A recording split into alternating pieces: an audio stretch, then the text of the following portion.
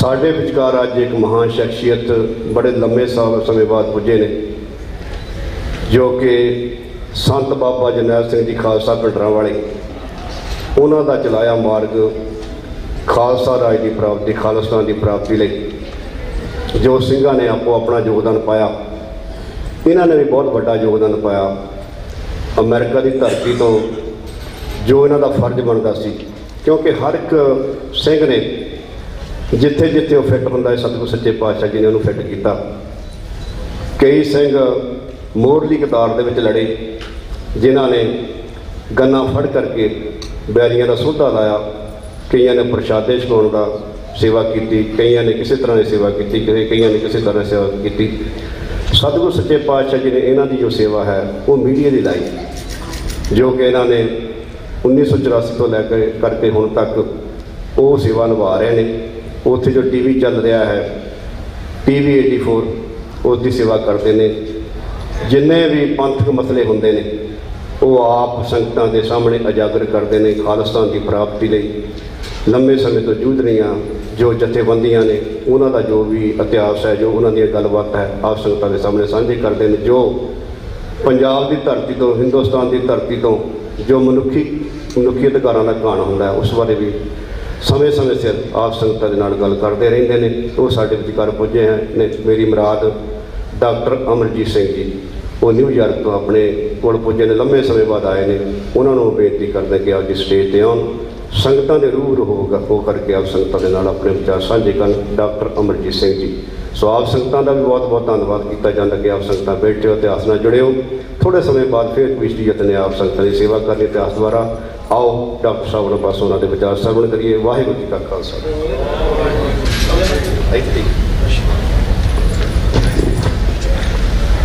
बल छुटक्यो बंधन परै, कछु न होत उपाय। कहो नानक अब ओट हर, गज ज्यों हो सहाय। बल होआ बंधन छुटै, सब किछ होत उपाय। नानक सब किछ तुमरे हाथ में, तुम ही होत सहाय।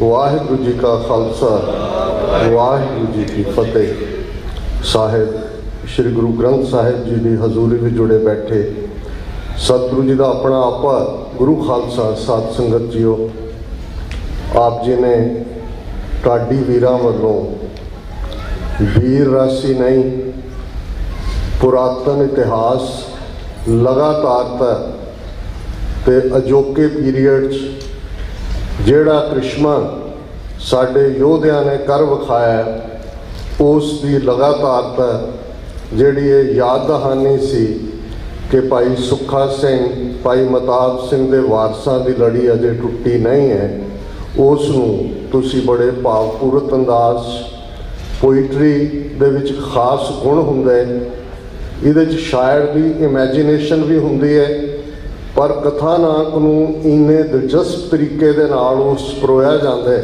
कि ये तुहाडियां यादां दे विच बहुत डूंघा उतरदे। तो बहुत बार मैं सोचदा कि मंदे भागां नूं साडी कौम च पढ़न लिखण दा बहुता शौक भी नहीं है, तो जिहड़ी भी इतिहास की याद दहानी है बहुतियां नूं साडी जनरेशन वेले भी यही सी, वो मस्सिया दे दीवानां च जां गुरपुरबां च जां जोड़ मेलिਆਂ च जो ढाडी ਸਿੰਘਾਂ ਵੱਲੋਂ ਜਾਂ ਕਵੀਸ਼ਰਾਂ ਵੱਲੋਂ इतिहास सुनाया जाता सी ਜਾਂ सुनाया जाता है, ਉਹੀ याद ਦੇ ਵਿੱਚ ਜਿਹੜਾ वो ਰਹਿੰਦਾ भी है।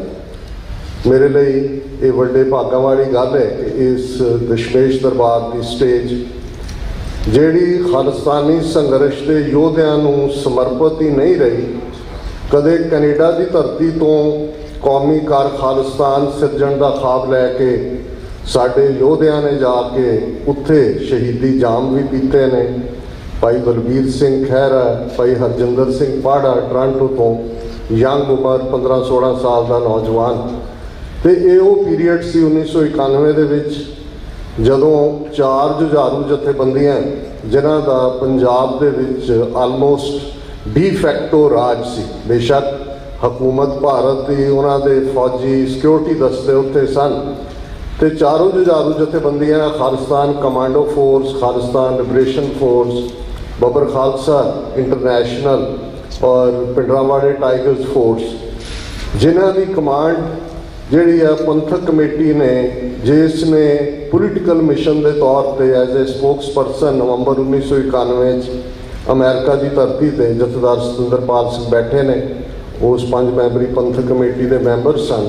ਤੇ ਜਿਹੜਾ ਸਭ ਤੋਂ ਵੱਡਾ ਇਕੱਠ ਯੂਬਾ ਸਿਟੀ ਦੇ ਵਿੱਚ ਹੁੰਦਾ ਹੈ ਨਵੰਬਰ ਦੇ ਪਹਿਲੇ ਐਤਵਾਰ, ਗੁਰੂ ਗ੍ਰੰਥ ਸਾਹਿਬ ਗੁਰਗੱਦੀ ਦਿਵਸ ਨੂੰ ਸਮਰਪਿਤ, ਉਸ ਦੇ ਵਿੱਚ ਨਵੰਬਰ 1991 'ਚ ਇਹ ਸੇਵਾ ਮੈਨੂੰ ਮਿਲੀ ਔਰ ਪਹਿਲੀ ਵਾਰ ਦਸੰਬਰ ਮਹੀਨੇ 'ਚ ਸਰੀ ਆਉਣ ਦਾ ਸਬਬ ਹੋਇਆ। ਗੁਰੂ ਨਾਨਕ ਸਿੰਘ ਗੁਰਦੁਆਰਾ ਸਾਹਿਬ ਸਰੀ, ਜਿੱਥੇ ਮੈਂ ਅੱਜ ਸਵੇਰੇ ਸੰਗਤ ਦੇ ਰੂਬਰੂ ਹੋਇਆ, ਇਹ ਗੁਰਦੁਆਰਾ ਸਾਹਿਬ ਮੇਨ ਸੀ ਔਰ ਇੱਥੋਂ ਇੰਨੀ ਸੇਵਾ ਪੰਜਾਬ ਦੇ ਸੰਘਰਸ਼ ਦੀ ਵੀ ਹੋਈ। ਤੇ ਜੇ ਲਗਾਤਾਰਤਾ ਨਾਲ ਲਗਭਗ 38 ਸਾਲ ਬਾਅਦ ਜੂਨ 84 ਤੋਂ ਬਾਅਦ ਵੀ ਅੱਜ ਤੁਸੀਂ ਦੁਨੀਆ ਭਰ ਦੇ ਵਿੱਚ ਨਜ਼ਰ ਮਾਰ ਕੇ ਦੇਖੋ ਤੇ 5 ਮਿਲੀਅਨ ਸਿੱਖ ਡਾਇਸਪੋਰਾ, ਲਗਭਗ 50 ਲੱਖ ਦੇ ਕਰੀਬ ਸਿੱਖ ਭਾਰਤ ਦੇ ਨਕਸ਼ੇ ਦੀ ਕੈਦ ਤੋਂ ਬਾਹਰ ਰਹਿੰਦੇ ਨੇ।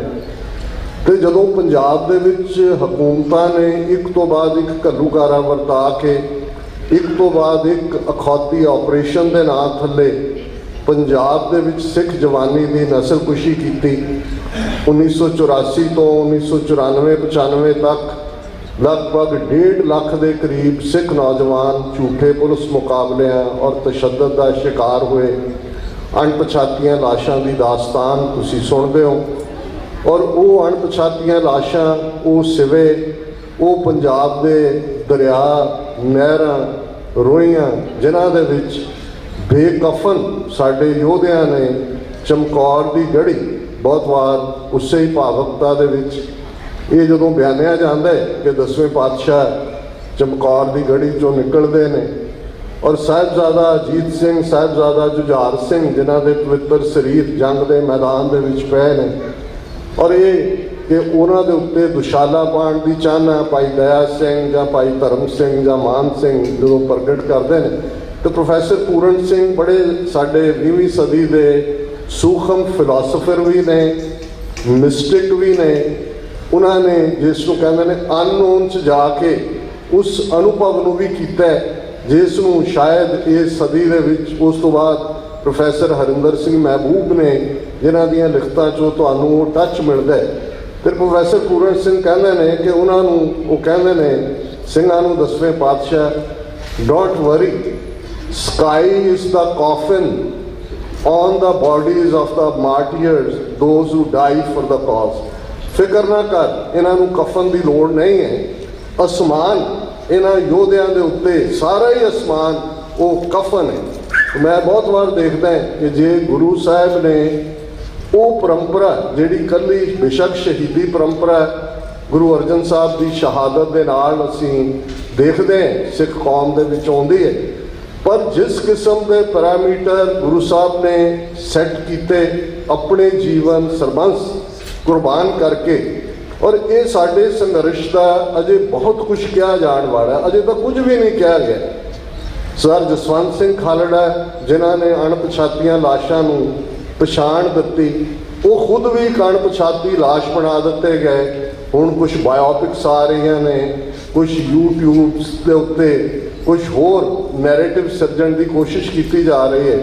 ਪਰ ਇਹਨਾਂ 38 ਵਰ੍ਹਿਆਂ ਦਾ ਇਤਿਹਾਸ ਜੂਨ 84 ਤੋਂ ਲੈ ਕੇ, ਔਰ ਇੱਕ ਗੱਲ ਦਾ ਧਿਆਨ ਰਹੇ ਕਿ ਜਿਹੜੀ ਸ਼ਬਦ ਚੋਣ ਹੁੰਦੀ ਹੈ ਉਹ ਬਹੁਤ ਅਹਿਮੀਅਤ ਰੱਖਦੀ ਹੈ। ਬਹੁਤ ਵਾਰ ਅਸੀਂ ਜਿਹੜਾ ਸਰਕਾਰ ਨੇ ਨੈਰੇਟਿਵ ਦਿੱਤਾ ਹੁੰਦਾ ਹੈ ਉਸ ਨੂੰ ਹੀ ਦੁਹਰਾ ਰਹੇ ਹੁੰਦੇ ਆ। ਮੈਂ ਬਹੁਤ ਵਾਰ ਜਿਹੜੇ ਚੰਗੇ ਚੰਗੇ ਸਾਡੇ ਆਗੂ ਵੀ ਨੇ ਉਹਨਾਂ ਨੂੰ ਆਪਰੇਸ਼ਨ ਬਲੂ ਸਟਾਰ ਲਫ਼ਜ਼ ਕਹਿੰਦੇ ਆ ਸੁਣਦਾ, ਤੇ ਮੈਨੂੰ ਲੱਗਦਾ ਹੈ ਕਿ ਭਾਈ ਘੱਟੋ ਘੱਟ ਇਸ ਲੈਵਲ ਦੇ ਉੱਤੇ ਤਾਂ ਸਾਨੂੰ ਸਮਝਣਾ ਚਾਹੀਦਾ ਹੈ ਕਿ ਘੱਲੂਘਾਰਾ 84, ਇੰਡੀਅਨ ਆਰਮੀ ਇਨਵੇਜਨ, ਭਾਰਤੀ ਫੌਜ ਦਾ ਹਮਲਾ, ਇਹ ਸ਼ਬਦਾਵਲੀ ਵਰਤੀ ਜਾਏ।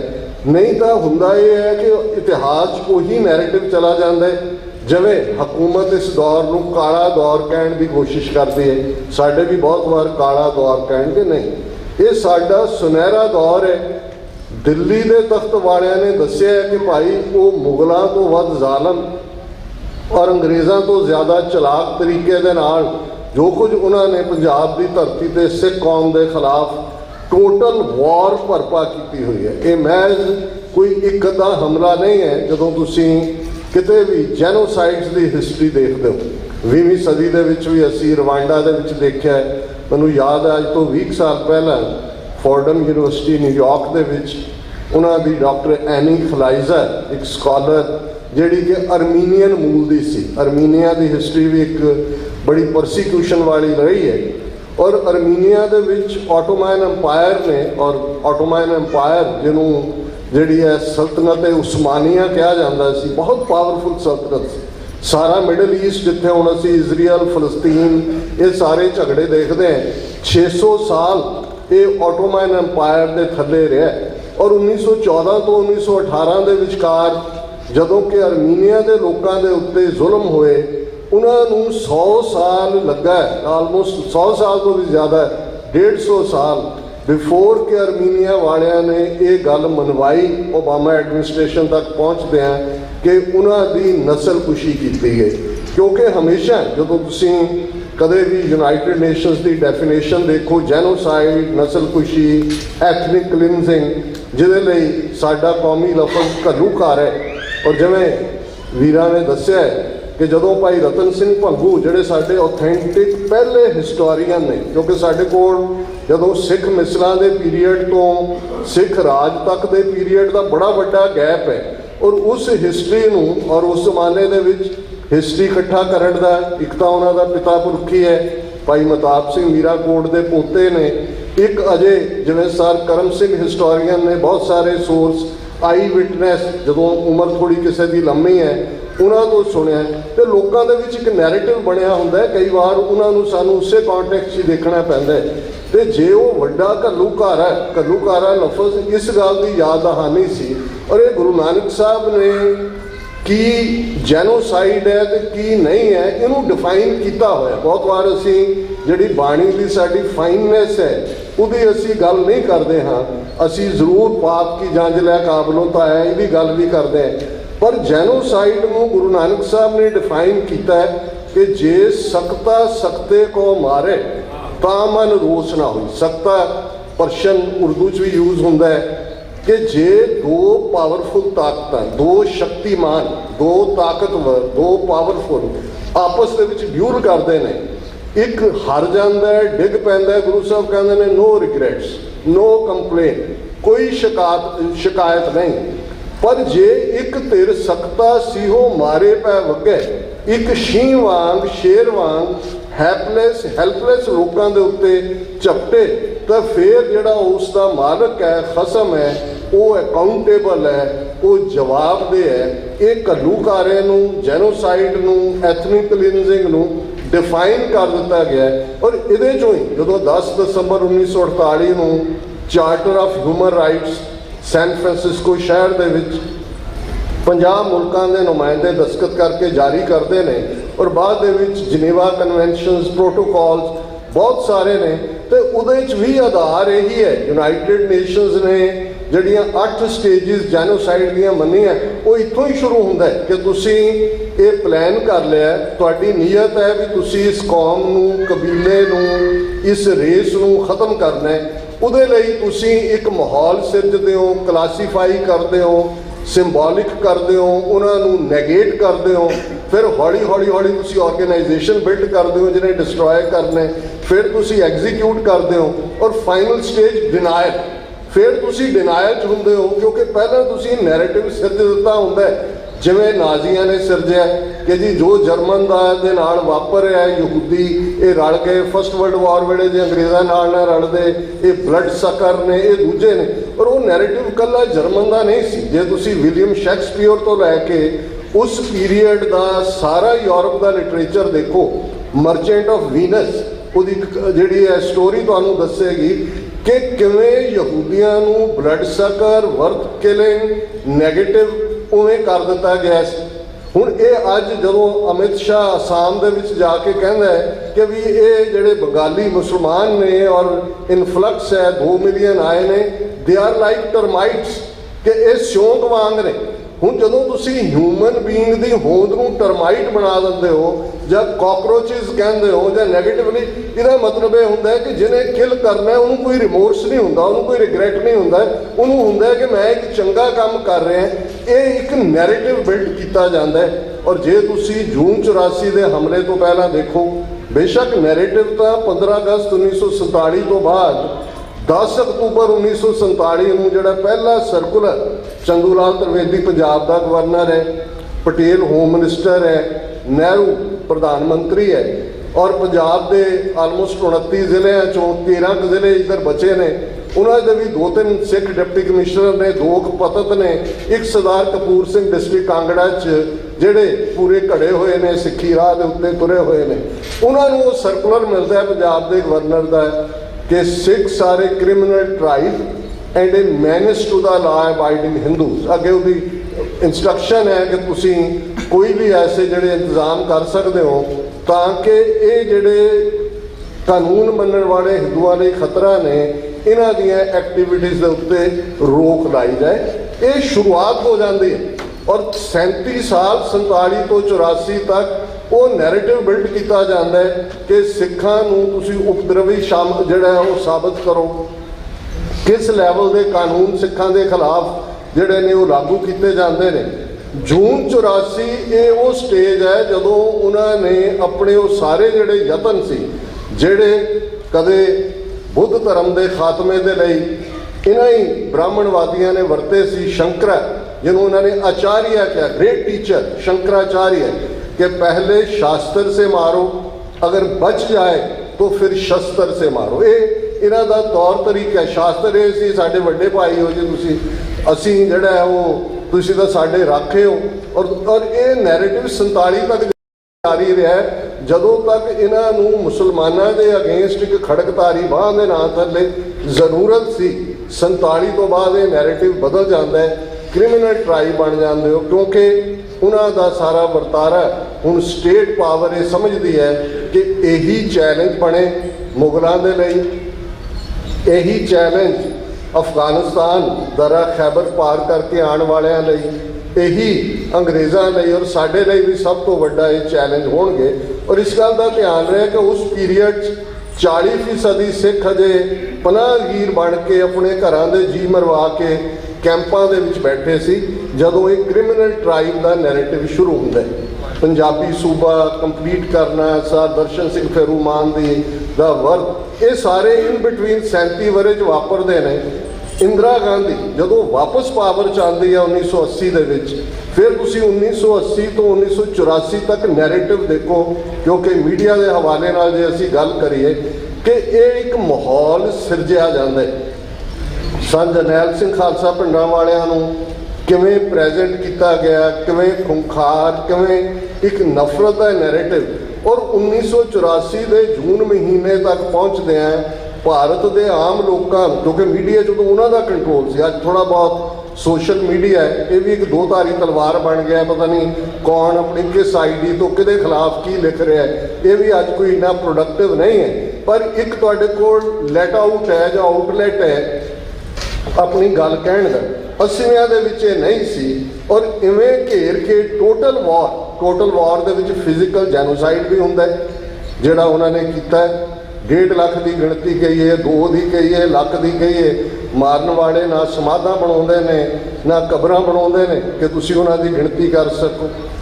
ਹਿਸਟੋਰੀਕਲ ਕਿਵੇਂ ਹਿਸਟਰੀ ਬਦਲੀ ਜਾ ਰਹੀ ਹੈ। ਤਾਜ਼ਾ ਤੁਸੀਂ ਦੇਖਿਆ ਕਿੰਨਾ ਵੱਡਾ ਡਰਾਮਾ, ਉਹ ਜਿਹੜਾ ਕਾਤਲ ਗੁਜਰਾਤ ਦਾ ਕਿਲਰ ਹਜ਼ਾਰਾਂ ਮੁਸਲਮਾਨਾਂ ਦਾ ਹੀ ਨਹੀਂ, 50,000 ਤੋਂ ਜ਼ਿਆਦਾ ਸਿੱਖ ਕਿਸਾਨਾਂ ਨੂੰ, ਜਿਨ੍ਹਾਂ ਨੂੰ ਲਾਲ ਬਹਾਦਰ ਸ਼ਾਸਤਰੀ ਦੇ ਵੇਲੇ ਇੱਕ ਸਕੀਮ ਦੇ ਤਹਿਤ ਕੱਛ ਔਰ ਦੂਸਰੇ ਏਰੀਆ 'ਚ ਵਸਾਇਆ ਗਿਆ ਸੀ, ਕਿਵੇਂ ਉਹਨਾਂ ਨੂੰ ਬੇਜ਼ਮੀਨੇ ਕਰਨ ਦੀਆਂ ਨੀਤੀਆਂ ਮੋਦੀ ਦੇ ਚੀਫ ਮਿਨਿਸਟਰ ਹੁੰਦਿਆਂ ਆਈਆਂ।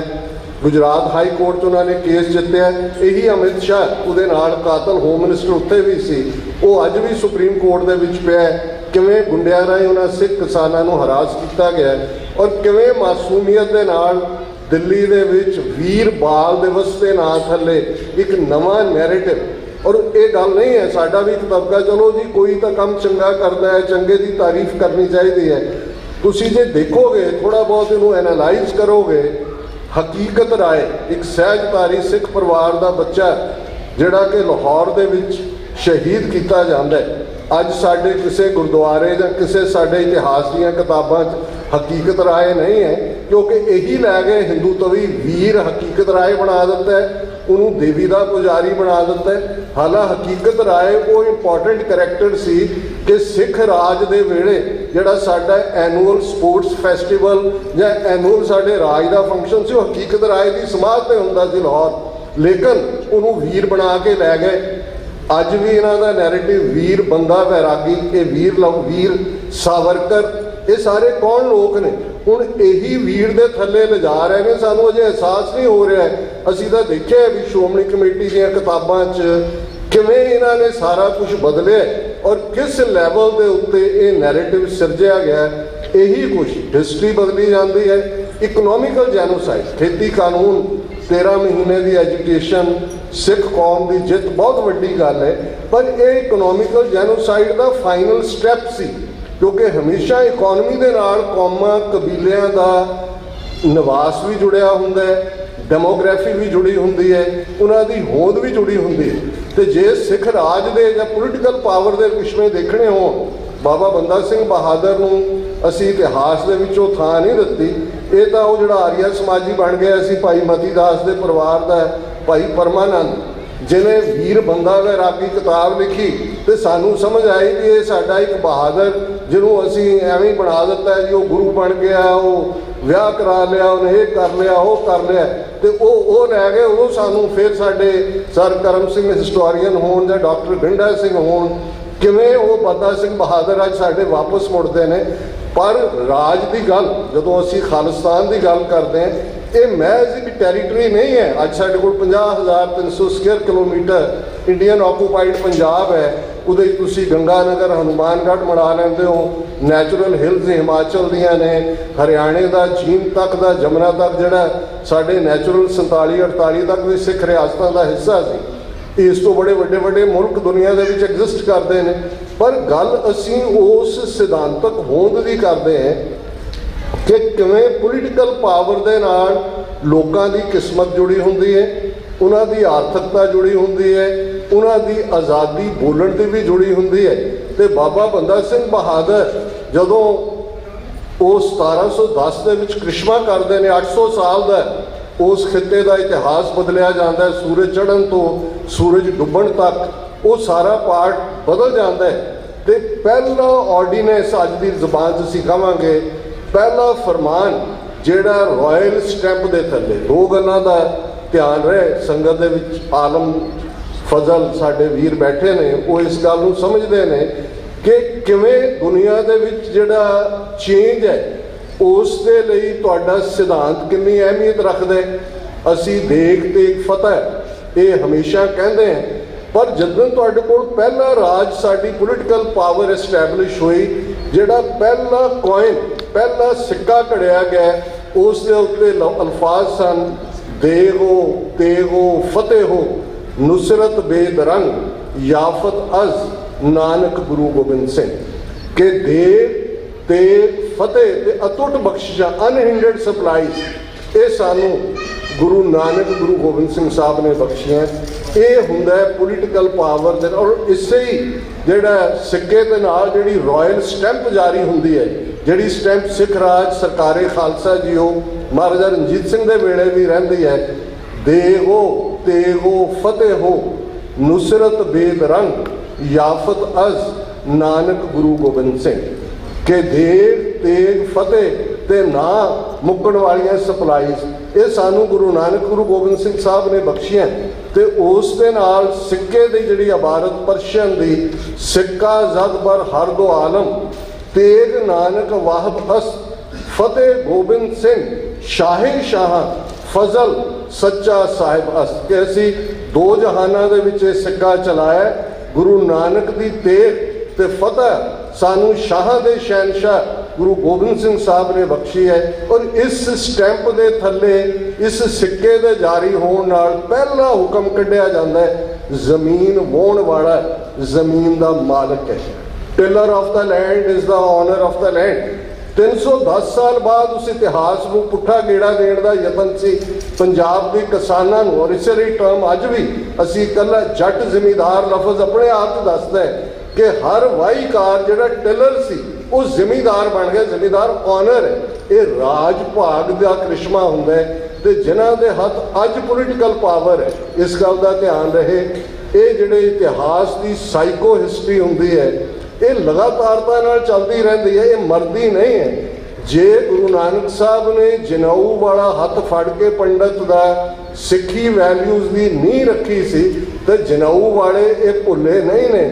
ਐਵੇਂ ਨਹੀਂ ਅਫਜ਼ਲ ਅਹਿਸਨ ਰੰਧਾਵਾ ਨੇ 9 ਜੂਨ ਨੂੰ ਲਿਖੀ ਆਪਣੀ ਨਜ਼ਮ ਦੇ ਵਿੱਚ ਕਿਹਾ ਕਿ ਵੈਰੀਆਂ ਕੱਢ ਵਿਖਾਲਿਆ 5 ਸਦੀਆਂ ਦਾ ਵੈਰ। ਉਹ ਚੱਲ ਰਿਹਾ ਲਗਾਤਾਰਤਾ ਦੇ ਨਾਲ। ਔਰ ਜੂਨ 84 ਦਾ ਪਹਿਲਾ ਹਫ਼ਤਾ ਟੈਂਕਾਂ ਤੋਪਾਂ ਦੇ ਨਾਲ ਫੁੱਲ ਸਕੇਲ ਹਮਲਾ, ਕੱਲਾ ਅਕਾਲ ਤਖਤ ਹਰਿਮੰਦਰ ਸਾਹਿਬ ਹੀ ਨਹੀਂ, 37 ਇਤਿਹਾਸਕ ਗੁਰਦੁਆਰੇ, 4 ਮੁਕਾਮਾਂ ਤੇ ਟੈਂਕਾਂ ਦਾ ਆਉਣਾ, ਪੰਜਾਬ ਨੂੰ ਕੱਟ ਆਫ ਕਰ ਦੇਣਾ, ਸਾਰੇ ਫੋਰਨ ਕੋਰਸਪੋਂਡੈਂਟ ਬਾਹਰ ਕੱਢ ਦਿੱਤੇ ਗਏ। ਖੁਸ਼ਕਿਸਮਤੀ ਨੂੰ ਐਸੋਸੀਏਟਿਡ ਪ੍ਰੈਸ, ਦੁਨੀਆ ਦੀਆਂ ਜਦੋਂ ਅਸੀਂ ਵੱਡੀਆਂ ਪ੍ਰਿੰਟ ਨਿਊਜ਼ ਏਜੰਸੀਜ਼ ਦੇਖਦੇ ਹਾਂ, ਐਸੋਸੀਏਟਿਡ ਪ੍ਰੈਸ, ਰॉयटर, ਇਹ ਵੱਡੀਆਂ ਨੇ ਜਿਨ੍ਹਾਂ ਦੀਆਂ ਖਬਰਾਂ ਅੱਗੋਂ ਛੋਟੀਆਂ ਨਿਊਜ਼ ਏਜੰਸੀਜ਼ਾਂ ਮੁਲਕ ਲੈਂਦੇ ਨੇ। ਉਹਨਾਂ ਦਾ ਕੋਰਸਪੋਂਡੈਂਟ ਬ੍ਰਹਮ ਚੇਲਾਨੀ, ਜਿਹੜਾ ਕਿ ਉਹਦੇ ਲਿਸਟ ਦੇ ਵਿੱਚ ਨਾਂ ਨਹੀਂ ਸੀ ਜਦੋਂ ਲਾਸਟ ਅੰਮ੍ਰਿਤਸਰ 'ਚ ਰੁਕ ਗਿਆ ਹੋਟਲ ਤੇ, ਉਹਨੇ ਜੋ ਬਿਆਨ, ਕਿਉਂਕਿ ਸ਼ਿਮਲਾ ਇਹਨਾਂ ਦੀ ਉਸ ਡਿਸਟਰਬਡ ਏਰੀਆ ਤੋਂ ਬਾਅਦ ਸੀ, ਉਹਨੇ ਜਾ ਕੇ ਸ਼ਿਮਲੇ ਤੋਂ ਡਿਸਪੈਚ ਭੇਜੇ ਤੇ ਪਹਿਲੀ ਵਾਰ ਦੁਨੀਆ ਨੇ ਦੇਖਿਆ ਕਿ ਕਿਸ ਲੈਵਲ ਦੀ ਬਰੂਟੈਲਿਟੀ, ਕਿਸ ਲੈਵਲ ਦੇ ਉੱਤੇ ਇਹੀ ਨਹੀਂ ਕਿ ਅਣਪਛਾਤੀਆਂ ਬਣਾਇਆ ਗਿਆ, ਜ਼ੁਲਮ ਕੀਤੇ। ਉਹਨੇ ਡਾਕਟਰਸ ਨੂੰ ਵੀ ਇੰਟਰਵਿਊ ਕੀਤੇ ਕਿ ਪੁਆਇੰਟ ਬਲੈਂਕ ਰੇਂਜ ਤੇ ਮਾਰੇ ਜਾਣ ਵਾਲਿਆਂ 'ਚ 80-80 ਸਾਲ ਦੀਆਂ ਮਾਵਾਂ, ਬਾਬੇ, 2-2 ਮਹੀਨੇ ਦੇ ਬੱਚੇ ਪੁਆਇੰਟ ਬਲੈਂਕ ਰੇਂਜ ਦੇ ਉੱਤੇ। ਔਰ ਕਿਵੇਂ ਡੰਪ ਟਰੱਕਾਂ ਦੇ ਵਿੱਚ ਮਿਊਨਿਸਪਲ ਕਮੇਟੀ ਅੰਮ੍ਰਿਤਸਰ ਦੇ, ਜਿਹਦੇ 'ਚ ਕੋਈ ਅੱਧੇ ਸਹਿਕਦੇ, ਔਰ ਉਹਨੇ ਖੁਦ ਆਪਣੀਆਂ ਅੱਖਾਂ ਨਾਲ ਦੇਖਿਆ ਕਿ ਕਿਵੇਂ ਬਾਹਾਂ ਪਿੱਛੇ ਪੱਗਾਂ ਦੇ ਨਾਲ ਹੀ ਬੰਨੀਆਂ ਹੋਈਆਂ ਨੇ, ਸਹਿਕਦੇ ਉਹ ਲੈ ਕੇ ਤੁਰੇ ਜਾਂਦੇ ਨੇ। ਜਿਸ ਸਾਡੀ ਜਨਰੇਸ਼ਨ ਨੇ, ਜਿਹੜੇ ਉਹਨਾਂ ਜ਼ਮਾਨਿਆਂ 'ਚ ਚੜ੍ਹਦੀ ਜਵਾਨੀ 'ਚ ਹੋਣਗੇ, ਬਚਪਨ 'ਚ ਹੋਣਗੇ, ਉਸ ਸਾਰੇ ਸਿਨੇਰੀਓ ਨੂੰ ਦੇਖਿਆ ਹੋਇਆ। ਕੋਈ ਐਸੀ ਅੱਖ ਨਹੀਂ ਹੋਏਗੀ, ਰੁਦਨ ਵੀ ਸੀ, ਵੈਰਾਗ ਵੀ ਸੀ, ਰਿਗਰੈਟ ਵੀ ਸੀ ਤੇ ਹੈਲਪਲੈਸਨੈਸ ਸੀ ਵੀ ਅਸੀਂ ਇੰਨਾ ਇਤਿਹਾਸ ਹਮੇਸ਼ਾ ਪ੍ਰਾਈਡ ਲਿਆ, ਅਸੀਂ ਦੁਸ਼ਮਣ ਦੇ ਚੁੰਗਲ ਤੋਂ ਛਡਾ ਕੇ ਦੇਸ਼ ਦੀ ਗੈਰਤ ਬੱਚਿਆਂ ਨੂੰ ਲਿਆਂਦਾ, ਘਰੋਂ ਘਰੀ ਪਹੁੰਚਾਇਆ। ਜੱਸਾ ਸਿੰਘ ਆਹਲੂਵਾਲੀਆ ਵਰਗਾ ਕਰੈਕਟਰ ਜਿਹਨੂੰ ਬਾਬਾ ਬੰਦੀ ਛੋੜ ਅੱਜ ਵੀ ਮਰਾਠਵਾੜਾ ਦੇ ਕੁਛ ਏਰੀਆ 'ਚ ਕਿਹਾ ਜਾਂਦਾ ਹੈ। ਅਸੀਂ ਜਿਹੜੇ ਰਾਜ ਭਾਗ ਲੈ ਕੇ ਦੇਣ ਵਾਲੇ, ਅੱਜ ਅਸੀਂ ਇੰਨੇ ਬੇਬਸ ਹੈ ਕਿ ਸਾਡਾ ਸੈਂਟਰਮ, ਸਾਡੇ ਤੋਂ ਪ੍ਰਾਣ ਪਿਆਰਾ ਹਰਮੰਦਰ ਅਕਾਲ ਤਖਤ ਖੰਡਰਾਤ ਬਣਾ ਦਿੱਤਾ ਗਿਆ। ਸਾਡੇ ਕੋਲ ਪੋਲੀਟੀਕਲ ਪਾਵਰ ਨਾ ਹੋਣਾ ਹੀ ਸਾਡੇ ਸਪਿਰਿਚੁਅਲ ਸੈਂਟਰ ਦੀ ਤਬਾਹੀ ਦਾ ਵੀ ਕਾਰਨ ਬਣਦਾ ਹੈ। ਤੇ ਫਿਰ ਜਦੋਂ ਅਸੀਂ ਸ਼ਹੀਦ ਭਾਈ ਬੇਅੰਤ ਸਿੰਘ, ਸ਼ਹੀਦ ਭਾਈ ਸਤਵੰਤ ਸਿੰਘ, ਸ਼ਹੀਦ ਭਾਈ ਕੇਰ ਸਿੰਘ, ਔਰ ਹਮੇਸ਼ਾ ਮੈਂ ਅਲੋਕਾਰ ਸੁਹਾਗਣ ਬੀਬੀ ਸੁਰਿੰਦਰ ਕੌਰ ਦਾ ਜ਼ਿਕਰ ਜ਼ਰੂਰ ਕਰਦੇ ਕਿਉਂਕਿ ਸਾਡੇ ਸੰਘਰਸ਼ 'ਚ ਬਹੁਤ ਵੱਡਾ ਯੋਗਦਾਨ ਸਿੰਘਣੀਆਂ ਦਾ ਵੀ ਹੈ। ਪਰ ਅਨਫੋਰਚੂਨੇਟਲੀ ਜਿਵੇਂ 18th ਸਦੀ ਸੈਂਚੁਰੀ ਦੇ ਨੈਰੇਟਿਵ ਵੀ ਬੀਬੀਆਂ ਦੇ ਨਾਂ ਹੀ ਗਾਇਬ ਨੇ। ਹੁਣ ਅਸੀਂ ਜੇ ਸਰ ਜੱਸਾ ਸਿੰਘ ਆਹਲੂਵਾਲੀਆ ਦੀ ਮਾਤਾ ਹੈ, ਜਿਨ੍ਹਾਂ ਬਾਰੇ ਆਉਂਦਾ ਹੈ, ਭਾਈ ਰਤਨ ਸਿੰਘ ਭੱਗੂ ਨੇ ਲਿਖਿਆ, ਉਹ ਕੀਰਤਨ ਕਰਦੇ ਨੇ, ਬੱਚਾ ਨਾਲ ਹੁੰਦਾ ਹੈ, ਉਹ ਤੋਤਲੀ ਆਵਾਜ਼ 'ਚ ਬੋਲਦਾ ਹੈ। ਉਹੀ ਕੀਰਤਨ ਜਦੋਂ ਅੰਮ੍ਰਿਤਸਰ ਅਕਾਲ ਤਖਤ ਪੰਥ ਜੁੜਦਾ ਹੈ ਸਰਬੱਤ ਖਾਲਸਾ ਦੇ ਵੇਲੇ, ਤੇ ਉਹਨਾਂ ਨੂੰ ਮਾਂ ਪੁੱਤਰ ਉਹ ਕੀਰਤਨ ਕਰਦੇ ਨੇ। ਤੇ ਜੱਸਾ ਸਿੰਘ ਆਹਲੂਵਾਲੀਆ ਨੂੰ ਉਸ ਵੇਲੇ ਨਵਾਬ ਕਪੂਰ ਸਿੰਘ ਉਹਦਾ ਹੱਥ ਮੰਗ ਲੈਂਦੇ ਨੇ ਮਾਂ ਤੋਂ, ਪਰ ਉਸ ਮਾਂ ਦਾ ਨਾਂ ਨਹੀਂ ਹੈ ਸਾਡੇ ਕਿਸੇ ਵੀ ਨੈਰੇਟਿਵ। ਔਰ ਅੱਜ ਦੇ ਪੀਰੀਅਡ 'ਚ ਥੋੜ੍ਹਾ ਹੁਣ ਯਤਨ ਹੋ ਰਿਹਾ ਹੈ। ਇਹ ਛੋਟੀ ਗੱਲ ਨਹੀਂ ਹੈ ਕਿਉਂਕਿ ਇੱਕ ਉਸ ਸਾਰੇ ਦੇ ਵੇਲੇ ਹਰ ਸਿੱਖ ਨੇ ਇਹ ਮਹਿਸੂਸ ਕੀਤਾ ਕਿ ਇਹ ਟੈਂਕ ਹਰਮੰਦਰ ਦੀਆਂ ਪਰਿਕਰਮਾ ਤੇ ਨਹੀਂ ਨੇ, ਇਹ ਮੇਰੇ ਵਜੂਦ ਤੇ ਚੜ੍ਹੇ ਨੇ। ਇਹ ਟੈਂਕ ਦੇ ਗੋਲੇ ਅਕਾਲ ਤਖਤ ਤੇ ਨਹੀਂ ਡਿਗੇ, ਇਹ ਮੇਰੇ ਵਜੂਦ ਤੇ ਡਿਗੇ ਨੇ।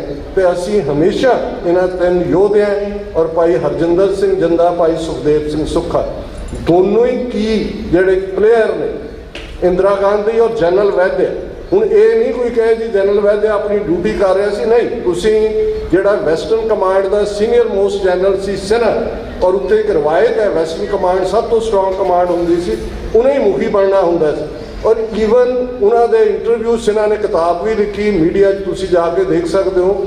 81-82 ਪੀਰੀਅਡ 'ਚ ਸੈਂਟਰਲ ਗੌਰਮੈਂਟ ਟੈਂਕ ਮੰਗ ਰਹੀ ਸੀ, ਗੁਰਦਰਸ਼ਨ ਪ੍ਰਕਾਸ਼ ਸੰਤਾਂ ਨੂੰ ਗ੍ਰਿਫਤਾਰ ਕਰਨ ਦੇ ਲਈ। ਉਹਨੇ ਕਿਹਾ 90,000 ਸਿੱਖ ਫੌਜੀ ਨੇ, ਫੌਜ ਜਿਹੜੀ ਹੈ ਉਹ ਮੁਲਕ ਨੂੰ ਪ੍ਰੋਟੈਕਟ ਕਰਨ ਲਈ ਹੁੰਦੀ ਹੈ, ਡਿਨਾਈ ਕੀਤਾ ਔਰ ਉਹਨੂੰ ਉਹਨਾਂ ਨੇ ਸੁਪਰ ਸੀ ਵੈਦਿਆ, ਉਹ ਸੀ ਜੂਨੀਅਰ ਹੋਣ ਦੇ ਨਾਤੇ ਇੰਦਰਾ ਗਾਂਧੀ ਨਾਲ ਪਹਿਲਾਂ ਹੀ ਉਸ ਨੇ ਕਮਿਟਮੈਂਟ ਕੀਤੀ ਸੀ ਕਿ he will follow whatever he will be told. ਇਸ ਔਰ ਸਿਨਹਾ ਰਿਜ਼ਾਈਨ ਕਰਕੇ ਚਲਾ ਜਾਂਦਾ ਹੈ।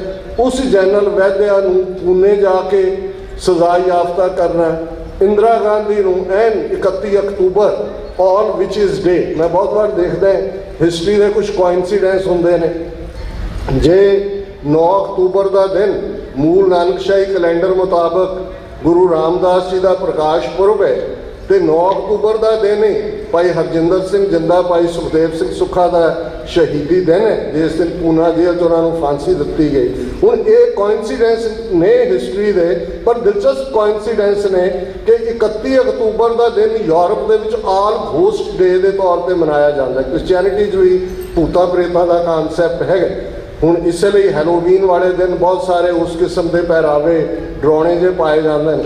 ਹੁਣ ਇਹ ਭੂਤਨੀਆਂ ਦੇ ਵੀ ਅੱਗੋਂ ਭੂਤਨੀ, ਜਿਸ ਦਾ ਹੱਥ ਜਿਹੜਾ ਹੈ ਹੱਥ ਫੜਿਆ ਖੱਪਰ, ਉਹ ਹਜ਼ਾਰਾਂ ਬੇਗੁਨਾਹ ਸਿੱਖਾਂ ਦੇ ਖੂਨ ਨਾਲ ਭਰਿਆ ਹੋਇਆ ਹੈ, ਉਸ ਨੂੰ ਸਜ਼ਾ ਯਾਫਤਾ 31 ਅਕਤੂਬਰ ਨੂੰ ਆਲ ਵਿਚ ਇਜ਼ ਡੇ ਵਾਲੇ ਦਿਨ ਹੀ ਕੀਤਾ ਜਾਂਦਾ ਹੈ। ਇਹ ਯਾਦ ਦਹਾਨੀ ਕਰਵਾਉਣ ਦੇ ਲਈ ਕਿ ਭਾਈ ਅਲਟੀਮੇਟਲੀ ਇਸ ਕਿਸਮ ਦੇ ਲੋਕ, ਜਦੋਂ ਅਸੀਂ ਬਾਣੀ 'ਚ ਪੜ੍ਹਦੇ ਹਾਂ जयकार कियो धर्मिया का पापी को दंड दियो, ये परंपरावां की कंटीन्यूटी है। हरनाकश दुष्ट हर मारिया, ये लगातारता है।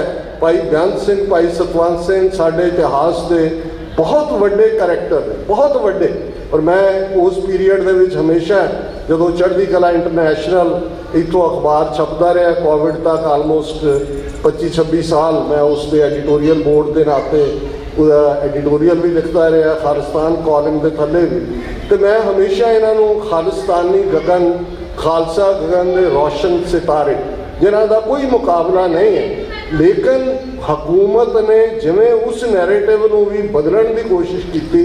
चलो चंगी गल है कि अज अकाल तख्त साहब के भावें सिंबॉलिकली सही इन्हों शहीद ऐलानिया गया।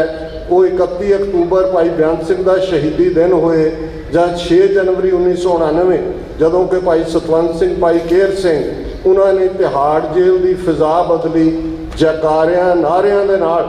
सतवंत सिंह होरां दा 1900 उस अक्तूबर तो लैके 1999 तक वो याद दहानी तुसी असी सारे परिवारां वाले हैं, अपने बच्चे बच्चियां वाल ध्यान मारिए।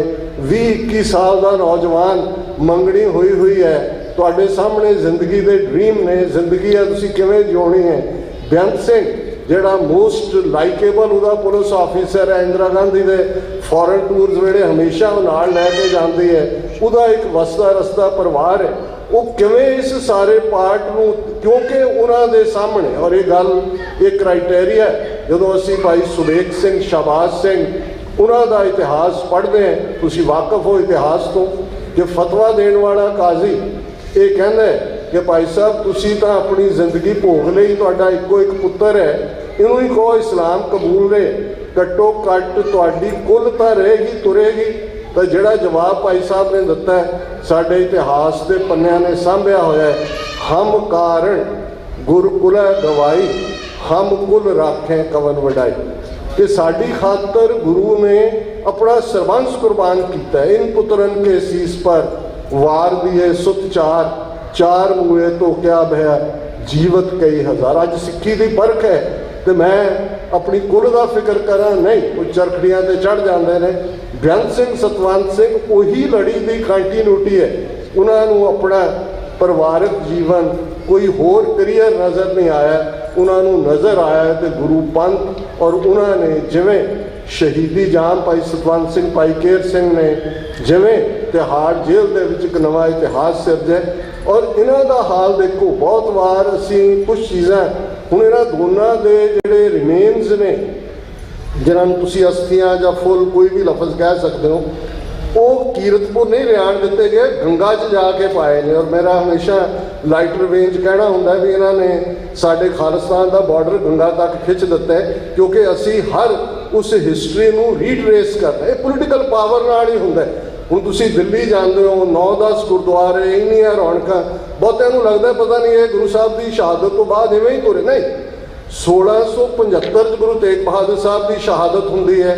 ਭਾਈ ਮਤੀ ਦਾਸ, ਭਾਈ ਸਤੀ ਦਾਸ, ਭਾਈ ਦਿਆਲਾ। 1783 ਦੇ ਵਿੱਚ ਆਲਮੋਸਟ 108 ਸਾਲ ਬਾਅਦ 30,000 ਖਾਲਸੇ ਦੀ ਫੌਜ, ਜਰਨੈਲਾਂ ਸਰਦਾਰ ਜੱਸਾ ਸਿੰਘ ਆਹਲੂਵਾਲੀਆ, ਸਰਦਾਰ ਜੱਸਾ ਸਿੰਘ ਰਾਮਗੜੀਆ, ਸਰਦਾਰ ਬਘੇਲ ਸਿੰਘ, ਇਹਨਾਂ ਦੀ ਕਮਾਂਡ 30,000 ਹੀ ਕੋਟ ਜਿੱਥੇ ਅੱਜ ਹੈ ਉੱਥੇ ਮੁਕਾਮ ਕਰਦੀ ਹੈ। ਲਾਲ ਕਿਲੇ ਤੇ ਜਦੋਂ ਖਾਲਸਾਈ ਪਰਚਮ ਲਹਿਰਾਉਂਦਾ ਫਿਰ ਇਹ ਭਾਲ ਸ਼ੁਰੂ ਹੁੰਦੀ ਹੈ ਕਿ ਭਾਈ ਕਿੱਥੇ ਕਿੱਥੇ ਉਹ ਨੇ ਥਾਵਾਂ, ਕੋਈ ਐਗਜ਼ਿਸਟ ਨਹੀਂ ਸੀ ਕਰਦਾ। ਇੱਕ ਮਾਸ਼ਕੀ ਦੀ ਧੀ ਮਿਲੀ ਜਿਹਨੇ ਕਿਹਾ ਜੀ ਮੈਂ ਬਹੁਤ ਛੋਟੀ ਸੀ ਜਿਸ ਥੜੇ ਤੇ ਗੁਰੂ ਤੇਗ ਬਹਾਦਰ ਸਾਹਿਬ ਨੂੰ ਉਹਨੂੰ ਸ਼ਹੀਦ ਕੀਤਾ ਗਿਆ ਸੀ, ਮੈਂ ਉਹਨੂੰ ਧੋਤਾ ਸੀ, ਮੈਂ ਆਪਣੇ ਦਾਦੇ ਨਾਲ ਆਈ ਸੀ। ਇਵੇਂ ਸੀਸਗੰਜ ਆਇਡੈਂਟੀਫਾਈ ਹੁੰਦਾ ਹੈ, ਇਵੇਂ ਦੂਜਾ ਹੁੰਦਾ ਹੈ। ਹੁਣ ਇਮੈਜਿਨ ਕਰੋ ਪੋਲੀਟੀਕਲ ਪਾਵਰ ਦਾ ਕੀ ਕ੍ਰਿਸ਼ਮਾ ਹੈ। ਜੇ ਬੇਸ਼ੱਕ ਕਿੰਨੇ ਸਾਲ ਬਾਅਦ 108 ਸਾਲ ਬਾਅਦ ਪੋਲੀਟੀਕਲ ਪਾਵਰ ਆਉਂਦੀ ਹੈ, ਪੋਲੀਟੀਕਲ ਪਾਵਰ ਆਈ ਤੇ ਸਾਡੇ ਉਹ ਗੁਰੂ ਸਥਾਨ ਵੀ ਜਿਹੜੇ ਨੇ ਉਹਨਾਂ ਦੀ ਭਾਲ ਹੋਈ, ਉਹ ਐਸਟੈਬਲਿਸ਼ ਹੋਏ, ਲਗਾਤਾਰਤਾ ਨਾਲ ਚੱਲਦਾ ਰਿਹਾ। ਅੱਜ ਸਾਰਾ ਇਹਨਾਂ ਦਾ ਇੰਡੀਅਨ ਪਾਰਲੀਮੈਂਟ, ਰਾਸ਼ਟਰਪਤੀ ਭਵਨ, ਇਹ ਸਾਰਾ ਸਟਰਕਚਰ ਇਹ ਗੁਰਦੁਆਰਿਆਂ ਦੀ ਜ਼ਮੀਨ ਦੇ ਉੱਤੇ ਰਾਏਸੀਨਾ, ਔਰ ਇਸ ਦਾ ਕਲੇਮ ਸੀ ਅੰਗਰੇਜ਼ਾਂ ਨੇ ਜ਼ਬਰਦਸਤੀ ਨੂੰ ਐਕਵਾਇਰ ਕੀਤਾ। ਉਹਨਾਂ ਨੇ ਕਿਹਾ ਜੀ ਤੁਹਾਨੂੰ ਹਫਜ਼ਾਨੇ 'ਚ ਅਸੀਂ ਇੱਥੇ ਮੇਰਾ ਬਹੁਤ ਵਾਰ ਹੁੰਦਾ, ਇਹ ਸਾਡਾ ਕਲੇਮ ਹੈ। ਇਹਨਾਂ ਕਹਿਣਾ ਵੀ ਚੱਕੋ ਆਪਣਾ ਇੱਥੋਂ ਮਲਬਾ ਜਿਹਾ, ਇਹ ਸਾਡੇ ਗੁਰਦੁਆਰਾ ਸੀਸਗੰਜ, ਗੁਰਦੁਆਰਾ ਬੰਗਲਾ ਸਾਹਿਬ, ਕਿਉਂਕਿ ਪਟਿਆਲਾ, ਨਾਭਾ, ਦੂਸਰੇ ਰਿਆਸਤਾਂ ਵਾਲੇ ਸਿੱਖ ਰਾਜਿਆਂ ਨੇ ਵੀ ਜ਼ਮੀਨ ਖਰੀਦ ਕੇ ਇਹਨਾਂ ਗੁਰਦੁਆਰਿਆਂ ਦੇ ਨਾਲ ਲਾਈ ਸੀ ਜਿੱਥੇ ਇਹ ਸਾਰੇ ਸਟਰਕਚਰ ਬਣਾਏ ਗਏ ਨੇ। ਸੋ ਇਹ ਸਾਡਾ ਪ੍ਰਾਈਡ ਹੈ ਜਦੋਂ ਅਸੀਂ ਸ਼ਹੀਦਾਂ ਨੂੰ ਯਾਦ ਕਰਦੇ ਹਾਂ। ਤੇ ਇਸ ਗੱਲ ਵੱਲ ਧਿਆਨ ਰਹੇ ਕਿ ਅਵੇਕਨਿੰਗ, ਅਵੇਅਰਨੈਸ, ਸਭ ਤੋਂ ਵੱਡਾ ਦੁਸ਼ਮਣ ਅਗਿਆਨਤਾ ਹੁੰਦਾ ਹੈ। ਔਰ ਅਸੀਂ ਅਨਫੋਰਚੂਨੇਟਲੀ, ਮੈਨੂੰ ਬਹੁਤ ਵਾਰ ਲੱਗਦਾ ਹੈ ਕਿ ਸਾਨੂੰ ਆਪਣੇ ਲੋਕਾਂ ਨੂੰ ਸਮਝਾਉਣ ਦੇ ਉੱਤੇ ਹੀ ਸਾਡੀ ਬਹੁਤ ਸਾਰੀ એનર્ਜੀ ਵੇਸਟ ਹੁੰਦੀ ਹੈ ਕਿ ਸਾਨੂੰ ਆਪਣਾ ਮੁਲਕ ਕਿਉਂ ਚਾਹੀਦਾ। ਜੇ ਸਿੱਖ ਕਰੈਕਟਰ ਦੇਖਣਾ, ਮੈਂ ਇੱਕ ਉਦਾਹਰਣ, ਹਾਲਾਂਕਿ ਮੈਨੂੰ ਕੋਈ ਪਰਸਨਲਾਈਜ਼ ਕਰਨ 'ਚ ਮੈਂ ਬਹੁਤਾ ਫਖਰ ਨਹੀਂ ਮਹਿਸੂਸ ਕਰਦਾ। ਯੂਕਰੇਨ, ਰੂਸ ਨੇ ਯੂਕਰੇਨ 'ਤੇ ਹਮਲਾ ਕੀਤਾ। ਸਿੱਖਾਂ ਦੇ ਕੋਲ ਕੋਈ ਮੁਲਕ ਨਹੀਂ ਹੈ, ਇੰਡੀਆ ਰੂਸ ਦੇ ਨਾਲ ਖੜਾ ਹੈ। ਯੂਨਾਈਟਿਡ ਸਿੱਖਸ ਆਰਗੇਨਾਈਜੇਸ਼ਨ ਨੇ ਜਾ ਕੇ ਉੱਥੇ ਹਿਊਮੈਨੀਟੇਰੀਅਨ ਐਫਰਟ ਸ਼ੁਰੂ ਕੀਤਾ, ਪੋਲੈਂਡ ਬਾਰਡਰ ਤੇ, ਰੋਮਾਨੀਆ ਦੇ ਬਾਰਡਰ ਤੇ। ਇਸ ਕਦਰ ਉਹਨਾਂ ਦੀ ਖਿਦਮਤ, ਉਹਨਾਂ ਨੇ ਦੇਖਿਆ ਯੂਕਰੇਨ ਵਾਲਿਆਂ ਨੇ ਵੀ ਇਹ ਕੌਣ ਲੋਕ ਨੇ, ਇਹਨਾਂ ਦਾ ਨਾ ਕੋਈ ਬਾਰਡਰ ਨਾਲ ਲੱਗਦਾ ਹੈ, ਇਹਨਾਂ ਦਾ ਨਾਲ ਕੋਈ ਹੋਰ ਹੈ। ਔਰ ਉਹਨਾਂ ਦਾ ਪਿਛਲੇ ਦਿਨਾਂ 'ਚ, ਪਿਛਲੇ ਮਹੀਨੇ 4 ਉਹਨਾਂ ਦੇ ਪ੍ਰੋਮੀਨੈਂਟ ਮੈਂਬਰਸ ਆਫ ਪਾਰਲੀਮੈਂਟ, ਉਹਨਾਂ ਦਾ ਇੱਕ ਡੈਲੀਗੇਸ਼ਨ ਵਾਸ਼ਿੰਗਟਨ DC ਆਇਆ ਸਟੇਟ ਡਿਪਾਰਟਮੈਂਟ ਦੇ ਸੱਦੇ ਦੇ ਉੱਤੇ। 3 ਦਿਨ ਦਾ ਉਹਨਾਂ ਦਾ ਸਟੇ ਸੀ। ਉਹਨਾਂ ਨੇ ਮੈਸੇਜ ਭੇਜਿਆ ਕਿ ਅਸੀਂ ਸਿੱਖਾਂ ਦੇ ਨਾਲ ਮਿਲਣਾ ਚਾਹੁੰਦੇ, ਅਸੀਂ ਜਾਣਨਾ ਚਾਹੁੰਦੇ ਹਾਂ ਕਿ ਭਾਈ ਇਹਨਾਂ ਦੀਆਂ ਕੀ ਐਸਪੀਰੇਸ਼ਨਸ ਨੇ, ਕੀ ਨੇ। ਮੈਨੂੰ ਮੌਕਾ ਮਿਲਿਆ ਵਰਲਡ ਸਿੱਖ ਪਾਰਲੀਮੈਂਟ ਦਾ ਇੱਕ ਡੈਲੀਗੇਸ਼ਨ ਲੀਡ ਕਰਨ ਦਾ। ਇੱਕ ਹੋਟਲ ਦੇ ਵਿੱਚ ਉਹਨਾਂ ਦੇ ਨਾਲ ਆਲਮੋਸਟ ਇੱਕ ਉਹਨਾਂ ਨੇ ਪੂਰਾ ਦਿਨ ਦਿੱਤਾ। ਉਹਨਾਂ ਦੇ 4 'ਚ 2 ਜੈਂਟਲਮੈਨ ਸੀ, 2 ਬੀਬੀਆਂ ਸੀ। ਤੇ ਜਦੋਂ ਮੈਂ ਰਿਲੇਟ ਕੀਤਾ, ਮੈਂ ਕਿਹਾ ਜੀ ਅਸੀਂ ਰੂਸ ਦੇ ਨਾਲ ਆਪਣਾ ਅਕਾਊਂਟ ਵੀ ਸੈਟਲ ਕਰਨਾ, ਕਿਉਂਕਿ ਇਹਨਾਂ ਦੀ KGB ਭਾਗੀਦਾਰ ਸੀ ਰਾਅ ਦੇ ਨਾਲ। ਬ੍ਰਿਟਿਸ਼ ਇੰਟੈਲੀਜੈਂਸ MI6 ਨੇ ਕੀ ਰੋਲ ਅਦਾ ਕੀਤਾ ਹੈ, ਉਹ ਮਾਰਗਰੇਟ ਥੈਚਰ ਔਰ ਇੰਦਰਾ ਗਾਂਧੀ ਦੀ ਕਮਿਊਨੀਕੇਸ਼ਨ, ਜਿਹੜੇ ਡਾਕੂਮੈਂਟ ਡੀਕਲਾਸੀਫਾਈ ਹੋਏ ਨੇ ਉਹਦੇ 'ਚ ਆਈ, ਉਹ ਇੱਕ ਵੱਖਰਾ ਵਿਸ਼ਾ।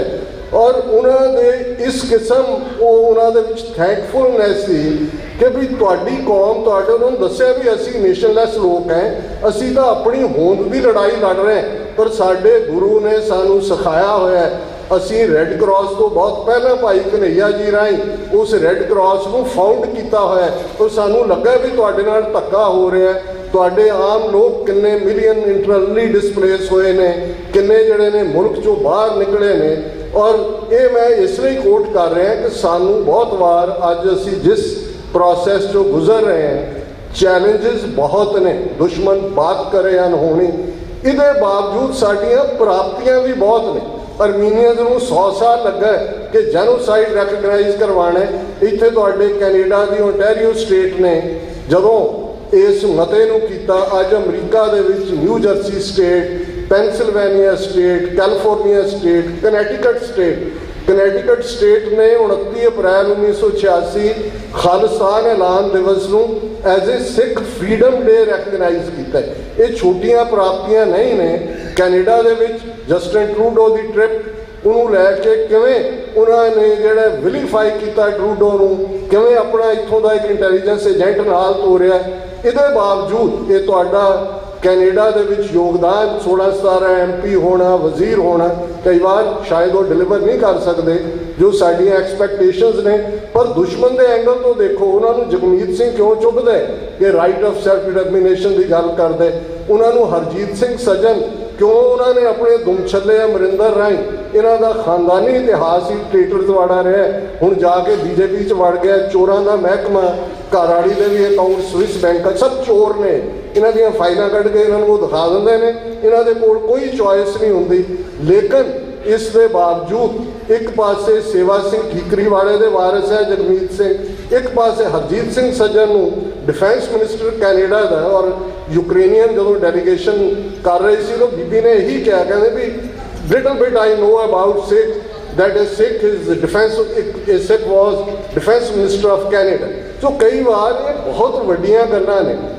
UK ਦੀ ਪਾਰਲੀਮੈਂਟ 'ਚ ਤਨਮਨਜੀਤ ਸਿੰਘ ਢੇਸੀ, ਬੀਬੀ ਪ੍ਰੀਤ ਕੌਰ ਗਿੱਲ, ਜਦੋਂ ਉਹ ਇਸ਼ੂਜ਼ ਨੂੰ ਚੁੱਕਦੇ ਨੇ, ਮੁਸਲਮਾਨਾਂ ਦਾ ਹਿਜਾਬ ਦਾ ਇਸ਼ੂ ਹੋਏ, ਦੂਜਾ ਮੁਸਲਮਾਨ, ਥੱਲੇ ਤੁਸੀਂ ਕਮੈਂਟ ਦੇਖੋ, ਉਹ ਕਹਿੰਦੇ ਨੇ ਵੀ ਫੀਲ ਪ੍ਰਾਊਡ ਕਿ ਸਾਡੀ ਨੁਮਾਇੰਦਗੀ ਸਿੱਖ ਕਰ ਰਹੇ ਨੇ।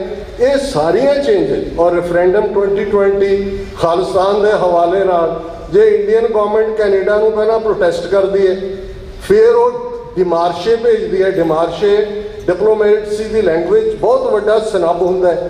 ਫਿਰ ਟਰੈਵਲ ਐਡਵਾਈਜ਼ਰੀ ਦਿੰਦੀ ਹੈ ਇੰਡੀਅਨ ਗਵਰਨਮੈਂਟ ਕਿ ਜੀ ਉੱਥੇ ਬਹੁਤ ਰੇਸਿਜ਼ਮ ਹੋ ਰਿਹਾ, ਬਹੁਤ ਅਟੈਕ ਹੋ ਰਹੇ ਨੇ। ਦੂਜਾ ਕੈਨੇਡਾ ਕਾਊਂਟਰ ਟੈਰਰਿਜ਼ਮ ਦਿੰਦਾ। ਜੇ ਕੈਨੇਡਾ ਉਸ ਪ੍ਰੈਸ਼ਰ ਨੂੰ ਝੱਲਦਾ, ਉਹਨਾਂ ਨੂੰ ਨਹੀਂ ਗਿਵਨ ਕਰਦਾ, ਇਹ ਤੁਹਾਡੀ ਤਾਕਤ ਹੈ। ਤੁਸੀਂ ਅੱਜ ਇੱਕ ਪੋਲੀਟੀਕਲ ਐਂਟੀਟੀ ਹੋ ਅਮਰੀਕਾ ਦੇ ਵਿੱਚ। 50 ਤੋਂ ਜ਼ਿਆਦਾ ਕਾਂਗਰਸਮੈਨ ਸਿੱਖ ਕਾਕਸ ਦਾ ਹਿੱਸਾ ਨੇ। 14 ਅਪ੍ਰੈਲ ਸਿੱਖ ਨੈਸ਼ਨਲ ਡੇ ਪਰੇਡ ਵਜੋਂ ਜਿਹੜਾ ਉਹ ਕੁਝ ਸਟੇਟਾਂ ਨੇ ਅੱਗੇ ਤੋਰੀ ਹੈ ਗੱਲ, ਬਹੁਤ ਕੁਝ ਹਾਸਲ ਕੀਤੇ ਜਾਣ ਵਾਲਾ ਹੈ। ਸੋ ਮੈਂ ਇਸ ਨੋਟ ਦੇ ਉੱਤੇ, ਕਿਉਂਕਿ ਇਹ ਦਸ਼ਮੇਸ਼ ਦਰਬਾਰ ਇਹ ਸ਼ਹੀਦਾਂ ਦੀ ਇਕੱਲੀ ਵਿਰਾਸਤ ਹੀ ਨਹੀਂ, ਇਹ ਖਾਲਿਸਤਾਨ ਦਾ ਝੰਡਾ ਬਰਦਾਰ ਹੈ। ਜਥੇਦਾਰ ਸਤਿੰਦਰਪਾਲ ਸਿੰਘ, ਭਾਈ ਜਗਤਾਰ ਸਿੰਘ ਸੰਧੂ, ਭਾਈ ਮਨਜੀਤ ਸਿੰਘ ਧਾਮੀ, ਕਿੰਨੇ ਸਾਡੇ ਵੀਰ ਜਿਨ੍ਹਾਂ ਦੇ ਨਾਲ ਆਲਮੋਸਟ ਸਾਡੀ 4 ਦਹਾਈਆਂ ਦੀ ਸਾਂਝ ਹੈ। ਕਈ ਆਏ, ਕਈ ਬੈਂਡ ਵੈਗਨ ਤੇ ਚੜ੍ਹੇ, ਕਈ ਇੱਥੇ ਉਤਰੇ, ਕੋਈ ਉੱਥੇ ਉਤਰੇ, ਕਈ ਮਹਿਤੇ ਚਾਵਲੇ ਕਿਤੇੋਂ ਆਏ ਕਿਤੇ ਗਏ, ਰਹਿਣੇ ਵੀ ਨੇ ਨਾਲ। ਇਹਨਾਂ ਦਾ ਫਿਕਰ ਕਰਨ ਦੀ ਲੋੜ ਵੀ ਨਹੀਂ ਹੁੰਦੀ ਹੈ, ਇਹਨਾਂ ਨੇ ਨਾਲ ਨਾਲ ਹੀ ਰਹਿਣਾ ਹੁੰਦਾ। ਅਸੀਂ ਗੁਰੂ ਤੋਂ ਇਹ ਮੰਗੀਏ ਕਿ ਸਤਿਗੁਰੂ ਸਾਡੇ ਕਦਮ ਸਾਬਤ ਰੱਖਣ।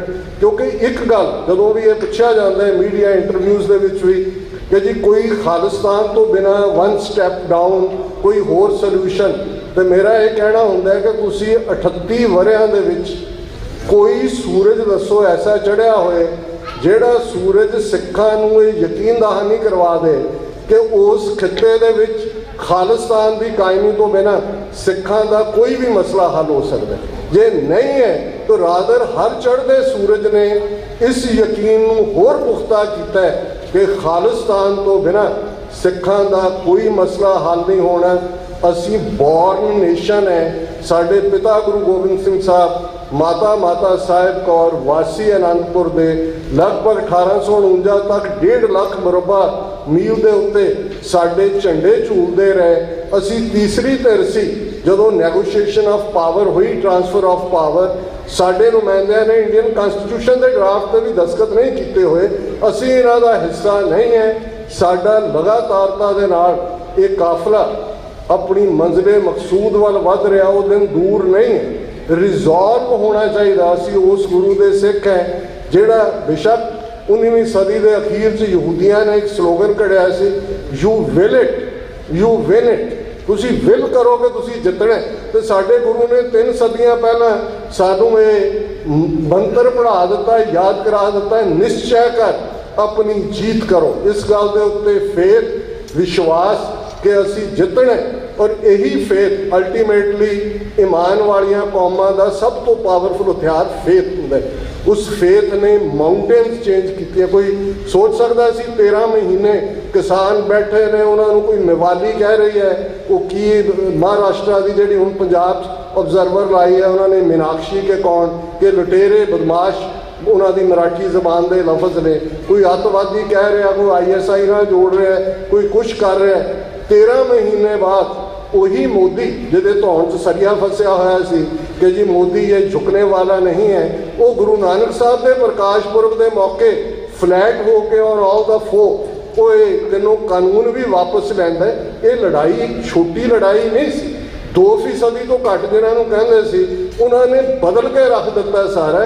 ਇਹ ਵੱਖਰੀ ਕਹਾਣੀ ਹੈ ਕਿ ਕਾਮਰੇਡਾਂ ਨੇ ਫਿਰ ਉਸ ਸਾਰੀ ਪ੍ਰਾਪਤੀ ਨੂੰ ਕਿਵੇਂ ਆ ਨਵੇਂ ਭੰਡ ਜਿਹਨਾਂ ਦੇ ਹਵਾਲੇ ਕਰ ਦਿੱਤਾ 92 MLA ਬਣਾ ਕੇ। ਉਹ ਵੀ ਸਾਡਾ ਇੱਕ ਤਰਫਾ ਹੁੰਦਾ ਹੈ ਕਿ ਜੀ ਕਾਂਗਰਸ ਤੋਂ ਜਾਨ ਛਡਾਓ, ਬਾਦਲ ਕਿਹਾ ਤੋਂ ਕਾਲਾ ਚੋਰ ਆ ਜਾਏ, ਭਾਵੇਂ ਉਹ ਆ ਗਿਆ ਕਾਲਾ ਚੋਰ, ਦਿੱਲੀ ਦਾ ਕਾਲਾ ਵੀ ਹੈ ਤੇ ਚੋਰ ਵੀ ਹੈ। ਹੁਣ ਸਾਨੂੰ ਅਲਟੀਮੇਟਲੀ ਆਪਣਾ ਪਾਰਟ ਖੁਦ ਸਟਰੈਂਥਨ ਕਰਨਾ ਪਏਗਾ। ਦੁਨੀਆ ਦੀ ਫਿਜ਼ਾ 'ਚ ਤਬਦੀਲੀ ਹੈ। ਪੰਜਾਬ ਦੇ ਵਿੱਚ ਭਾਈ ਅੰਮ੍ਰਿਤਪਾਲ ਸਿੰਘ ਦੀ ਆਮਦ ਦੇ ਨਾਲ ਮੈਂ ਸਮਝ ਰਿਹਾ ਵੀ ਬਹੁਤ ਵਾਰ ਸਾਡੀ ਜਨਰੇਸ਼ਨ ਦਾ ਇੱਕ ਆਪਣਾ ਰੋਲ ਸੀ। ਬਹੁਤ ਵਾਰ ਨੌਜਵਾਨ ਨਾਲ ਇੰਟਰੈਕਟ ਕਰਦੇ। ਰੋਲ ਮਾਡਲ ਨੇ ਸਾਡੇ ਸ਼ਹੀਦਾਂ ਨੇ ਉਸ ਧਰਤੀ ਦੇ ਉੱਤੇ ਸਤਿਗੁਰਾਂ ਦੀ ਇੰਨੀ ਕਮਾਈ ਹੈ ਕਿ ਉੱਥੇ ਜਿਹਨੇ ਵੀ ਆ ਕੇ ਆਵਾਜ਼ ਮਾਰਨੀ ਹੈ। ਔਰ ਇਹਨੂੰ ਸਰ ਕਪੂਰ ਸਿੰਘ ਅਕਸਰ ਕਹਿੰਦੇ ਸੀ ਕਿ ਹਰ ਸਾਜ਼ ਨੂੰ ਵਜਾਉਣ ਤੋਂ ਪਹਿਲਾਂ ਸੁਰ ਕਰਨਾ ਪੈਂਦਾ, ਉਹਦੀ ਟਿਊਨਿੰਗ ਕਰਨੀ ਪੈਂਦੀ। ਖਾਲਸਾ ਇੱਕ ਐਸਾ ਸਾਜ਼ ਹੈ ਜਿਸ ਦੀ ਟਿਊਨਿੰਗ 10 ਪਾਤਸ਼ਾਹ ਨੇ ਕੀਤੀ ਹੋਈ ਹੈ। ਸਿਰਫ ਠੀਕ ਸੁਰ ਤੇ ਉਂਗਲ ਰੱਖਣ ਦੀ ਲੋੜ ਹੈ। ਉਹ ਬਾਬਾ ਬੰਦਾ ਸਿੰਘ ਬਹਾਦਰ ਨੇ ਰੱਖੀ। ਵਕਤ ਪਾ ਕੇ ਸੰਤ ਜਰਨੈਲ ਸਿੰਘ ਖਾਲਸਾ ਪਿੰਡਾਂ ਵਾਲੇ ਉੱਭਰਦੇ ਨੇ। ਨੌਜਵਾਨੀ ਦੇ ਨਾਲ ਇੰਟਰੈਕਸ਼ਨ, ਦੀਪ ਸਿੱਧੂ ਜੱਜ ਅੰਮ੍ਰਿਤਪਾਲ ਸਿੰਘ, ਇਹ ਗੁਰੂਆਂ ਦੀ ਕਮਾਈ ਵਾਲੀ ਧਰਤੀ ਹੈ। ਔਰ ਜਿਹੜਾ ਵੀ ਪੰਥ ਦੀ ਆਜ਼ਾਦੀ ਦੀ ਗੱਲ, ਔਰ ਪ੍ਰੋਫੈਸਰ ਪੂਰਨ ਸਿੰਘ ਤੋਂ ਮੈਂ ਗੱਲ ਸ਼ੁਰੂ ਕੀਤੀ ਸੀ ਕਿ ਜਦੋਂ ਉਹ ਇਹ ਕਹਿੰਦੇ ਨੇ ਕਿ ਪੰਜਾਬ ਨਾ ਹਿੰਦੂ ਨਾ ਮੁਸਲਮਾਨ, ਪੰਜਾਬ ਜਿਉਂਦਾ ਗੁਰਾਂ ਦੇ ਨਾਂ 'ਤੇ। ਪੰਜਾਬ ਦੀ ਫਿਜ਼ਾ 'ਚ ਗੁਰੂ ਨਾਨਕ ਦੀ ਰਬਾਬ ਹੈ। ਉਹੀ ਰਬਾਬ ਤੋਂ ਖੰਡੇ ਤੱਕ, ਰਬਾਬ ਤੋਂ ਉਸ ਸੰਤ ਸਿਪਾਹੀ ਦੇ ਕਾਨਸੈਪਟ ਤੱਕ ਸਫ਼ਰ ਮੁਕੰਮਲ ਸਫ਼ਰ ਹੈ। ਇਹ ਮੀਰੀ ਪੀਰੀ ਦੀ ਗੱਲ, ਕਿਉਂਕਿ ਇਸ ਧਰਤੀ ਦੇ ਉੱਤੇ ਖਾਲਿਸਤਾਨ ਸਾਡਾ ਇਮੀਡੀਏਟ ਗੋਲ ਹੈ ਪੋਲੀਟੀਕਲ, ਪਰ ਖਾਲਿਸਤਾਨ ਐਂਡ ਨਹੀਂ ਹੈ। ਐਂਡ ਸਾਡਾ ਉਹੀ ਹੈ ਕਿ ਜਿਹਨੂੰ ਗੁਰੂ ਕਲਗੀਧਰ ਪਾਤਸ਼ਾਹ ਨੇ ਫਰਮਾਇਆ ਸੀ ਕਿ ਸਾਧ ਸਮੂਹ ਪ੍ਰਸੰਨ ਫਿਰੈ ਜਗ, ਸ਼ਤਰ ਸਭੈ ਅਵਲੋਕ ਚਪੈ। ਕਿ ਐਸਾ ਸਿਸਟਮ ਜਿੱਥੇ ਭਲੇ ਲੋਕ, ਨੋਬਲ ਲੋਕ ਪਰਸੂਟ ਆਫ ਹੈਪੀਨੈਸ ਕਰ ਸਕਣ, ਕੋਈ ਇਸ ਕਿਸਮ ਦਾ ਉਹਨਾਂ ਦਾ ਦਬਾਅ ਨਾ ਹੋਏ। ਜਿਹਨੂੰ ਭਗਤ ਰਵਿਦਾਸ ਜੀ ਨੇ ਬੇਗਮਪੁਰਾ ਸ਼ਹਿਰ ਕੋ ਨਾਓ, ਦੁਖ ਅੰਦੋ ਨਹੀਂ ਤੈ ਠਾਓ, ਨਾ ਤਸ਼ਵੀਸ਼ ਖਰਾਜ ਨਾ ਮਾਲ, खौफ न खता न तरस जवाल, अब मोहे खूब वतन गह पाई, ऊहा खैर सदा मेरे पाई। ये कोई ईथर च एग्जिस्ट करने वाला नहीं है। जो गुरबाणी दे विच है, रूहानी दुनिया दे भावें कॉन्टैक्स्ट है, उदी फिजिबिलिटी है, उदी पॉसिबिलिटी है। तो इस विच धरती थाप रखी धर्मसाल, इत्थे धर्म की गल है। ये धरती धर्मी लोग करने वालियां दे लई है और खालसे दे जिम्मे गुरु का काम है। खालसा सोए जो निर्धन को पाले, खालसा सोए जो दुष्ट को गाले।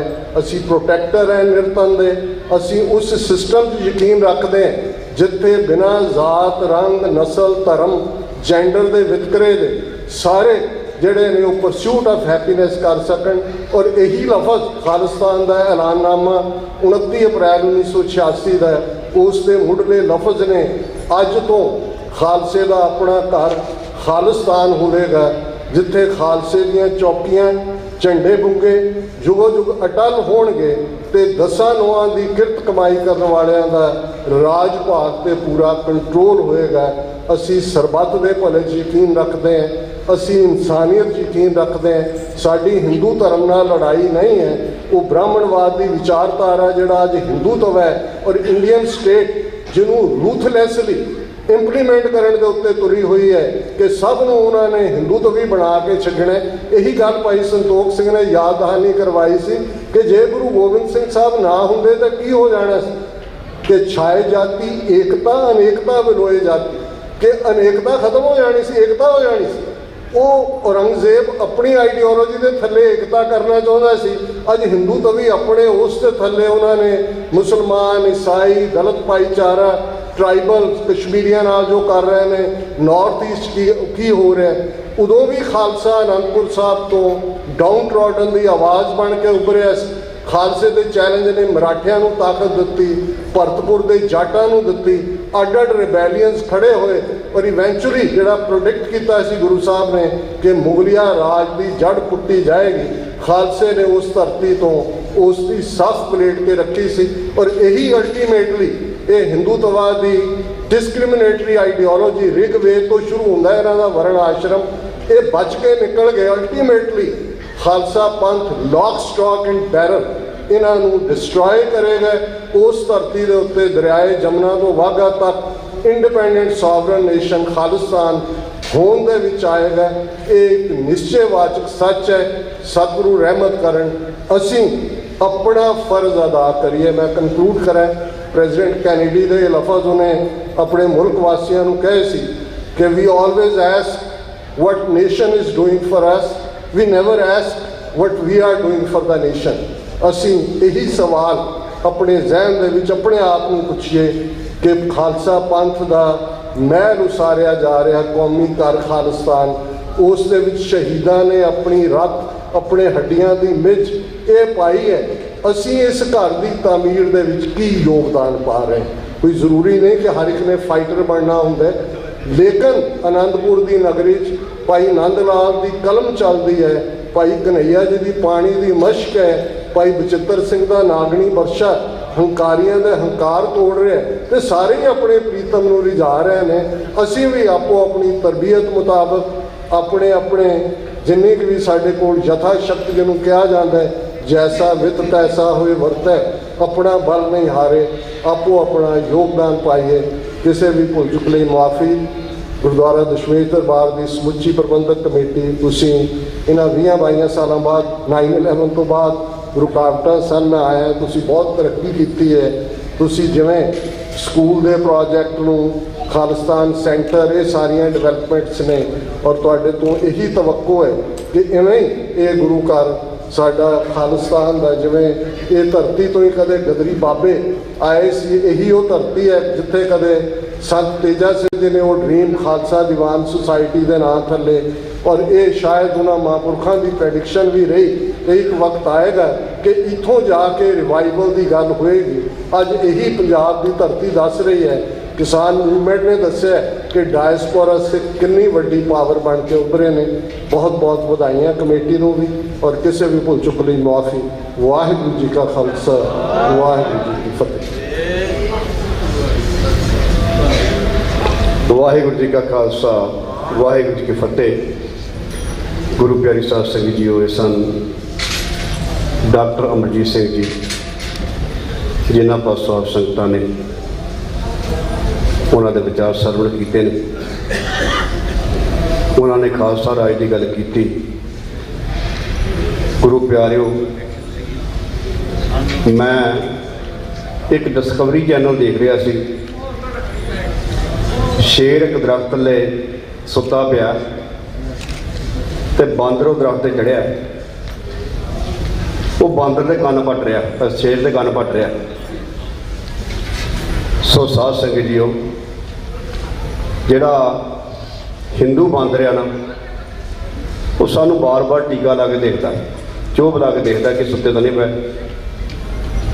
ਸਾਡਾ ਫਰਜ਼ ਬਣਦਾ ਇਤਿਹਾਸ ਤੋਂ ਸੇਧ ਲੈ ਕਰਕੇ ਆਪਾਂ ਜਾਗੀਏ। ਆਜ਼ਾਦ ਖਾਲਸਾ ਖਾਲਿਸਤਾਨ ਦੀ ਜੋ ਗੱਲ ਹੋ ਰਹੀ ਹੈ, ਉਸ ਵਿੱਚ ਆਪਣਾ ਯੋਗਦਾਨ ਪਾਈਏ। ਡਾਕਟਰ ਸਾਹਿਬ ਜੋ ਲੰਬੇ ਸਮੇਂ ਤੋਂ 1983 ਤੋਂ ਲੈ ਕਰਕੇ ਆਪਣਾ ਯੋਗਦਾਨ ਪਾ ਰਹੇ ਨੇ, ਸਮੇਂ ਸਿਰ ਜੋ ਭਗਤ ਦੇ ਮਸਲੇ ਨੇ ਉਹਨਾਂ 'ਤੇ ਗੱਲ ਕਰਦੇ ਨੇ। ਆਪਾਂ ਵੀ ਇਹ ਨਾ ਸੋਚ ਲਈਏ ਕਿ ਅਸੀਂ, ਸਾਡੇ ਕੋਲ ਜ਼ਗੀਰਾਂ ਨੇ, ਸਾਡੇ ਕੋਲ ਸੋਹਣੇ ਸੋਹਣੇ ਘਰ ਨੇ, ਕਾਰਾਂ ਨੇ, ਪਰ ਹਰ ਕੌਮ ਜਿਹੜੀ ਆ ਉਹਨੂੰ ਆਪਣਾ ਘਰ ਚਾਹੀਦਾ। ਜਿਵੇਂ ਇੱਕ ਪੰਛੀ ਹੈ, ਉਹ ਵੀ ਆਪਣਾ ਆਲ੍ਹਣਾ ਬਣਾਉਂਦਾ, ਅਤੇ ਸਾਡਾ ਵੀ ਫਰਜ਼ ਬਣਦਾ ਕਿ ਅਸੀਂ ਜੋ ਖਾਲਿਸਤਾਨ ਹੈ ਉਹ ਬਣਾਈਏ, ਜਿਸ ਵਿੱਚ ਜੋ ਸਿੱਖ ਪੰਥ ਹੈ ਆਜ਼ਾਦੀ ਨਾਲ ਜੀ ਸਕੇ, ਆਜ਼ਾਦੀ ਦਾ ਨਿੱਘ ਮਾਣ ਸਕੇ।